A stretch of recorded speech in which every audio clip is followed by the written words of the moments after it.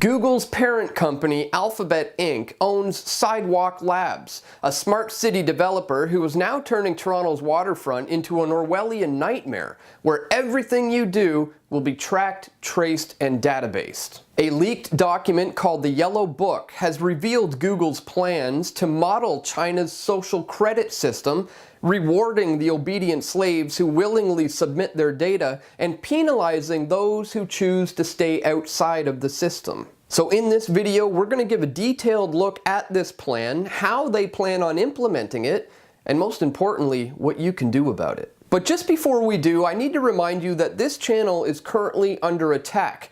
I've been completely demonetized, I'm being heavily shadow banned because the powers that ought not to be do not want this information getting out there. So if you appreciate my efforts to bring you this information, please visit pressfortruth.ca/donate. This is where you can make a one-time donation via PayPal, you can contribute Bitcoin or other cryptocurrencies, you can join as a PFT member or as a PFT patron by clicking on this banner, or you can use the Patreon alternative and sign up for a reoccurring monthly contribution, which is the only way that this channel is going to survive moving forward. So thank you to anyone who is involved. We can't do this work without you, and if you have yet to contribute, please check the links on the screen or in the description below to find out how you can get involved. Alright, so here's the crux of the matter, my friends. Google wants to expand their surveillance state beyond just the internet and right into our very brick and mortar physical realm. According to Eric Schmidt, Google's former executive chair, the genesis of the thinking for Sidewalk Labs came from Google's founders getting excited thinking of all the things you could do if someone would just give us a city and put us in charge. Really? You want us to put you in charge? This is a man I confronted about censorship and the removal of voices online that go against their vision. And just 5 days after that confrontation, my YouTube channel, owned by Google, was 100% demonetized, and I've been losing subscribers ever since because their plans for control are being implemented by a stealth mission, and I'm shining a light on the darkness that they're engaging in, and they don't like that.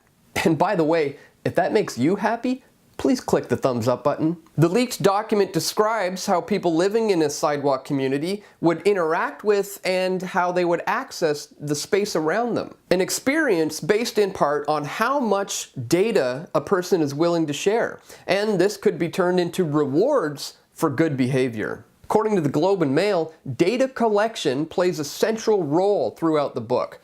Early on, the company notes that a sidewalk neighborhood would collect real-time position data for all entities, including people. The company would also collect a historical record of where things have been and about where they are going. Furthermore, unique data identifiers would be generated for every person, business, or object registered in the district, helping devices communicate with each other. There would be a quid pro quo to sharing more data with Sidewalk, however. The document describes a tiered level of services where people willing to share data can access certain perks and privileges not available to others. Sidewalk visitors and residents would be encouraged to add data about themselves and connect their accounts either to take advantage of premium services, like unlimited wireless connectivity, or to make interactions in the district easier, it says. And those who choose to remain anonymous would not be able to access all of the area's services. Automated taxi services would not be available to anonymous users, and some merchants might not be able to accept cash, the book warns. The document also describes reputation tools that would lead to a new currency for community cooperation, effectively establishing a social credit system. Sidewalk could use these tools to hold people or businesses accountable while rewarding good behavior, such as by rewarding a business's good customer service with an easier or cheaper renewal process on its license.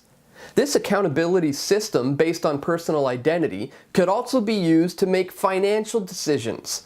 A borrower's stellar record of past consumer behavior could make a lender, for instance, more likely to back a risky transaction, perhaps with the interest rates influenced by digital reputation ratings, it says. I warned you about this in this video from November of 2018, titled the Agenda 2030 Smart City Challenge, government to award $75 million for best smart city design. A link for that video will be located in the description below, so be sure to watch that one for more details about this plan. My friends, it's already bad enough that people are inviting Big Brother into their homes with devices like Alexa or Amazon's Echo or the Google Home. But this is some next level surveillance when publicly owned infrastructure like streets and bridges and parks is Alexa, so to speak. And this will all merge with our smart devices and our smart appliances and our smart homes and with the Internet of Things. But this plan certainly isn't new, my friends. In fact, it comes from the United Nations and a much bigger plan called Agenda 2030. This from UN.org, Transforming Our World, the 2030 Agenda for Sustainable Development. And they have declared that we, the heads of state and government and high representatives, meeting at the United Nations headquarters in New York from the 25th to the 27th of September in 2015, as the organization celebrates its 17th anniversary, have decided today on new global sustainable development goals. On behalf of the people we serve, we have adopted a historic decision on a comprehensive, far-reaching, and people-centered set of universal and transformative goals and targets. We commit ourselves to working tirelessly for the full implementation of this agenda by 2030. So how are they going to do this? Well, for that, we'll scroll down to the means of implementation and the global partnership, where it states, we reaffirm our strong commitment to the full implementation of this new agenda. We recognize that we will not be able to achieve our ambitious goals and targets without a revitalized and enhanced global partnership and comparably ambitious means of implementation. The revitalized global partnership will facilitate an intensive global engagement in support of implementation of all the goals and targets, bringing together governments, civil society, the private sector, and the United Nations system, and other actors, and mobilizing all available resources. I've said it before, but it needs to be said again.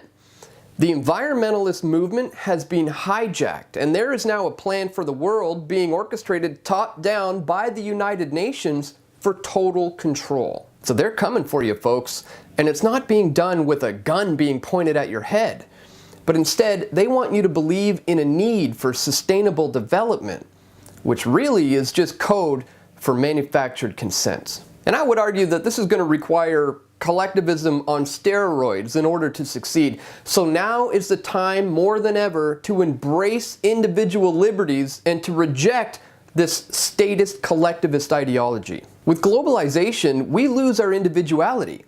And with Agenda 2030 and these smart cities popping up everywhere, the experience of culture shock is going to be a long forgotten phenomenon. My friends, you were not meant to be a hive mind species unified under a singular consciousness. No, you were designed by your Creator to flourish as an individual. So we must reject these smart cities and the United Nations plan for an eventual one world government before it's too late.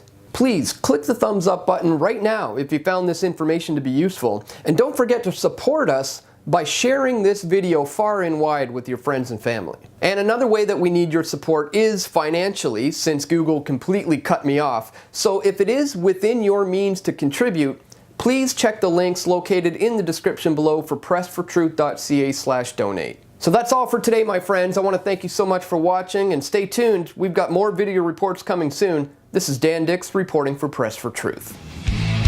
We all want truth.